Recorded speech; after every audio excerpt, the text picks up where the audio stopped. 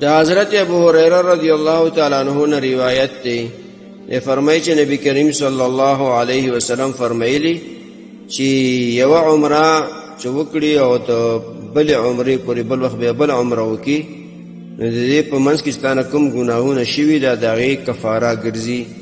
او حج مبرور چې دی پاک او مخلصانه حج کول دغه بدله نشته مگر جنت دی. د حدیث روایت صحیح بخاری او صحیح مسلم کړی دی. محترم مسلمانانو دې حدیث ته موږ تاسو دا خبره زده کړه چې یو سړی عمره وکړي او بیا څه موده بعد بل عمره وکړي که دې منځ کې دنه کوم ګناهونه شوي صغیره ګناهونه هغې ابو تعالی معاف کړي او کبیره ګناهونه هغې نه به توبه وباسي. او دارنګې چې کوم سړی حج وکړي حج مبرور الله ور نصیب کړي داسې حج وکړي چې الله قبول کړي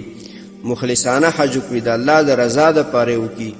خپل د نیت اصلاح د اول نه وکړي لکه نبي اسلام فرمایي انما الاعمال بالنیات بېشکه دارومدار د اعمالو دا په نیت سره دی. د دې وجې نه چې حج ته ځئ خاص د الله رضا به کوئ د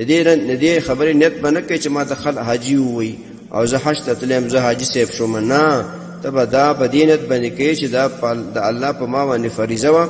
فریضه ادا کړمه خاص د الله د رضا دپاره به حج کوي. نو چې کله د الله د رضا دپاره د حج وکړو خالص د الله رضا وه مخلص حج دې وکړو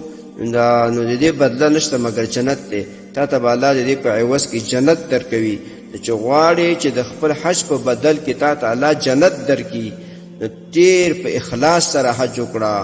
ډېر د ریاکارۍ نه ځان بچ کړه تکبر نه ځان بچ کړه ښودنې نه ځان بچ کړه د رواجونو نه ځان بچ کړه بد اعمالو نه ځان بچ کړه ښودنې نه ځان بچ کړه خاص د الله رضا نیت وکړه چې ما باندې حج فرض دی دا ادا کوم چې انشاءالله واپس کېږي حج دې قبول شي نو تا ته به الله د دې په عوض کې جنت درکوي. محترمو مسلمانانو ورونو تاسو ته چې کوم روزانه د حدیث د مفهوم راځي نو د مهربانۍ او د ثواب له مخې نورو مسلمانانو ته لیږدوئ او شیر کوئ. والسلام. د دیوبندي مسلک حنفي کاروان سټوډیو لخوا وړاندې کیږي.